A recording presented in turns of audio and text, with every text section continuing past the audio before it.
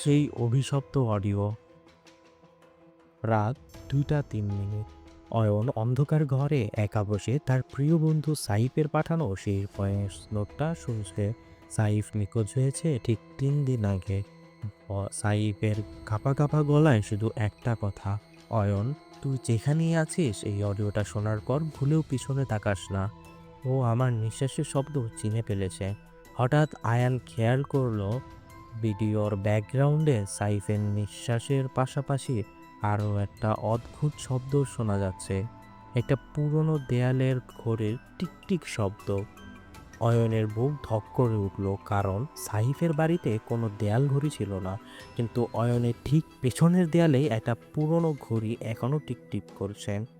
ভয়ে তোতলাতে তোতলাতে অয়ন ভাবল অডিওটা ডিলিট করে দেবে, কিন্তু তখন সে লক্ষ্য করলো অডিও ফাইলের ইনফো সেকশনে রেকর্ডিংয়ের সময় দেখাচ্ছে আজ রাত 2টা 4 মিনিট।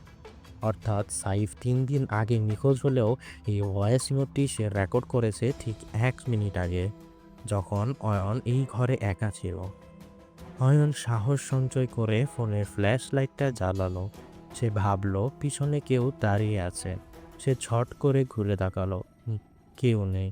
স্বস্তির নিঃশ্বাস ফেলে সে যখন সামনের ড্রেসিং টেবিলের আয়নার দিকে তাকালো, সে আয়নায় তার প্রতিবিম্ব নেই। আয়নার ভেতরে আয়ানের জায়গায় দাঁড়িয়ে আছে সাইফ। আর সাইফ তার নিজের ফোনের রেকর্ডার অন করে কিছু বলছে। অয়ন বুঝতে পারল সাইফ আয়নার ওপার থেকে তাকে কিছু ইশারা করছে। সাইফের হাতে থাকা ফোন থেকে তখন তার ফোনে একটা নতুন নোটিফিকেশন এলো, আর একটা ভয়েস নোট। অয়ন সেটা প্লে করতেই থমকে গেল। এবার কণ্ঠটা সাইফের নয়, অয়নের নিজের। অডিওতে অয়ন নিজেকেই বলতে শুনল, সাইফ তুই আয়নায় আটকা পড়েছিস কেন? আমি তোকে বাঁচাতে আসছি।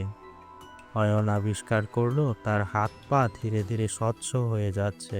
সে বুঝতে পারলো যে সাইফকে সে 3 দিন ধরে খুঁজছে। আসলে সাইফ মরেনি।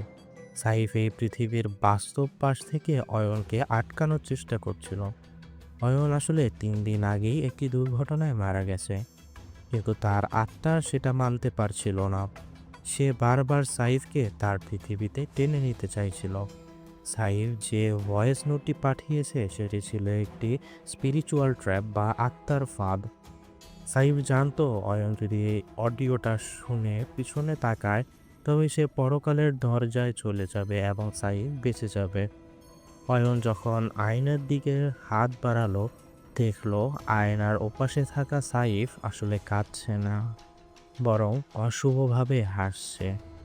অয়ন দেখলো তার নিজের ফোনের স্ক্রিনে এখন তার নিজেরই ছবি দেখা যাচ্ছে, যেখানে লেখা রেকর্ডিং ফিনিশড। অয়ন বুঝতে পারলো সে নিজেই নিজের শেষ মুহূর্ত রেকর্ড করছিল এতক্ষণ। সে সাইফকে বাঁচানোর চেষ্টা করছিল না, বরং সাইফ নামক এক অশুভ ছায়া অয়নকে ব্যবহার করে এই পৃথিবীতে নিজের অস্তিত্ব টিকিয়ে রাখলো। পরের দিন সকালে পুলিশ অয়নের বদ্ধ ঘর থেকে তার মৃতদেহ উদ্ধার করে। তার কানে হেডফোন লাগানো ছিল। অদ্ভুত ব্যাপারটা হলো অয়নের ফোনের গ্যালারিতে কোনো ভয়েস নোট ছিল না, ছিল শুধু একটি ব্ল্যাঙ্ক ভিডিও, যার ক্যাপশনে লেখা ছিল, পরের বার যখন তুমি একা থাকবে পিছনে তাকাবে না ভুলেও।